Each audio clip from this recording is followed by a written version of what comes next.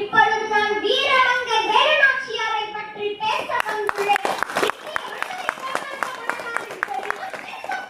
தமிழ்நாட்டைச் சேர்ந்த வீரத்தோடும் விவேகத்தோடும் அசராத துணிச்சலோடும் ஆங்கிலேயரை எதிர்த்து போரிட்ட முதல் பெண்மணி, சிவகங்கை சீமையின் ராணி வீரமங்கை வேலுநாச்சியாரின் வீரத்தை பரிசாற்றுவதில் நானும் ஒரு தமிழச்சி என்கிற முறையில் பெருமிதம் கொள்கிறேன். வாருங்கள், வேலுநாச்சியாரின் உருவத்தினை காண்போம்.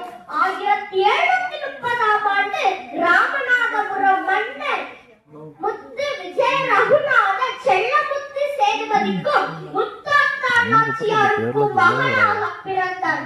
பிறந்தது பெண் குழந்தையிலும் ஆணுக்கு நிகராக அனைத்து கலைகளையும் கற்றுக் கொடுக்க எண்ணினார். தன் தந்தை வாக்கிய